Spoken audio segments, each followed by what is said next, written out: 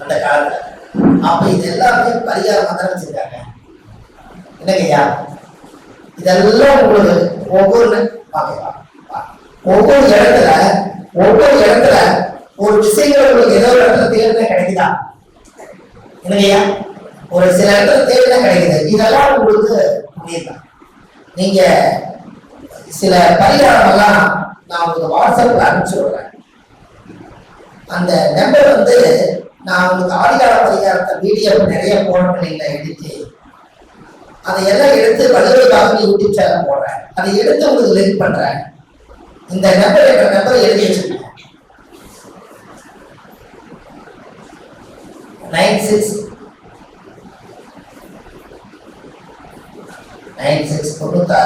9655 6155 9655 6155. இந்த நம்பருக்கு நீங்க ஒரு தகவல் கொடுத்துருங்க.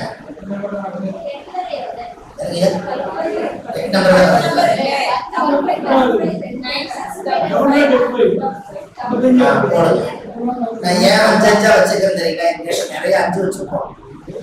அது எதுனால வச்சுக்கிறோம்? நியூமராலஜி எனக்கு எங்கேயும் சாமி பார்க்க தெரியும். நாங்க இந்த வழிக்கு போயிட்டோம். ஏன் 5 நிறைய வச்சுக்கிறோங்க? எங்களுக்கு 6155 7155 8155 9155 எல்லாமே 10,000 20,000 50,000 வாங்கி வச்சிருக்கோம். ஏன் வாங்கி வச்சுக்க சொல்லுங்க? இந்த உலகம் எத்தனை இயக்கமா இருக்குது? அப்ப நம்ம பஞ்சபூதத்தை இயக்கிறதுக்காக இத்தனை பைக் வச்சிருக்கோம். கரெக்டுங்களா? அப்ப அதை கூட யோசிக்கிறதே இல்லைங்களா? கரெக்டுங்களா ஐயா?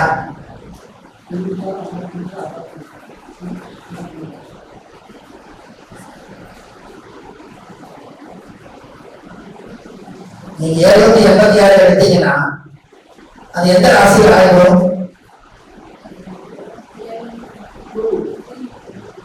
786 எந்த ராசிக்கு வரும்? 7 செவ்வாய் 8 சனி 6 சூரியன் மேச ராசியில் ஆகுதா? செவ்வாய் திசை 7 வருஷம், சனி அதுக்குள்ள உட்கார்ந்து தேசத்துல 8 சனி, சூரியன் உச்சாங்க 6 வருஷம்.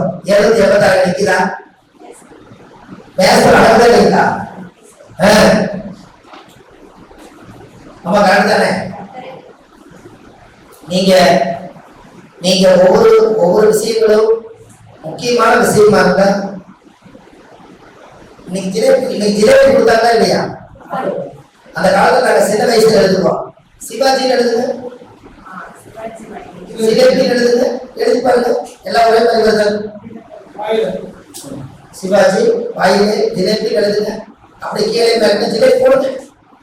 ஜிலேபி போடுங்க, கீழே ஜிலேபி போடுங்க. சிவாஜி வாயிலே ஃபர்ஸ்ட் சிவாஜிக்கு அடுத்தது சிவாஜி, அதுக்கடுத்து வாயிலே ஜிலேபி. ஏன் அந்த காலத்துல அந்த வார்த்தைகளை நோட்டு பண்ணாங்கன்னா அப்படி எழுதாதீங்க. 3 ஒண்ணா எழுதி பாருங்க, அப்பதான் தெரியும். 3 கீழே இப்படி பாருங்க, இப்படி பாருங்க. இப்படி வர அப்படி வருதா பாருங்க. நீங்க நம்ம தலைவரை பாக்குறாங்க, நீங்க அப்படியே பாருங்க. இப்படி பாருங்க, இப்படி கொடுக்க பாருங்க.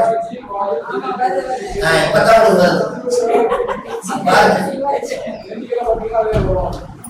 எல்லாமே அன்னைக்கு முடிய இறக்கம்னு இருக்குது, பண்றாங்களே இல்லையா? கேட்டீங்களா? வருதுங்களாமா? இதெல்லாம் ரகசிய மந்திரம் வச்சிருக்கிறாங்க, புரிஞ்சுங்களா? கேட்டீங்களாமா? நீங்க ஒரு வெத்தலையில ஜோசி சொல்லிருக்கீங்களா? ஒரு வெத்தலை போடுங்க. உங்க பெட்டியில ஒரு வெத்தலை எப்படி போடுறீங்க? போடுங்க. கொஞ்சம் பெருசா போட்டீங்கன்னா அது திமுடு சங்கு மாதிரி போட்டீங்க. கொஞ்சம் பெருசா போடுங்க. வெத்தலை சைஸே போடுங்க. வெத்தலை சைஸே போடுங்க. கற்பூர வெத்தலை மாதிரி கொஞ்சம் பெருசா போடுங்க.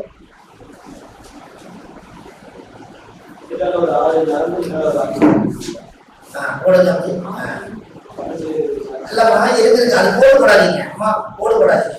வெறும் வெத்தலை மட்டும் வேறு இது மட்டும் போடக்கூடாதீங்க. ஒரு விஷயம்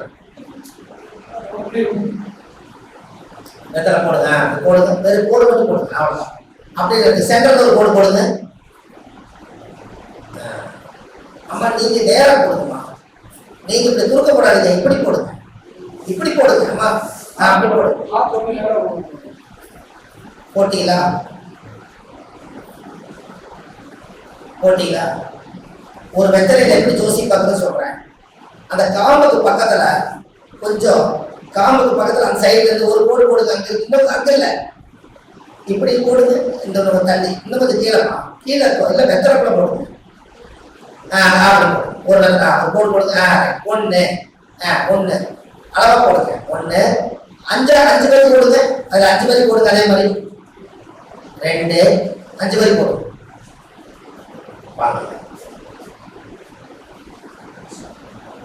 3, 4, 5 போடுங்க. 5 வரி போடுங்க. போட்டீங்களா? சரி. அப்ப முதல்ல இந்த வலது பக்கம் இருக்குதுல, அந்த 1ன்னு போடுங்க. அங்க இல்ல, மேல மேல மேல, அது கீழே அந்த அது கேப். 1, அதுக்கப்புறம் 2 போடுங்க.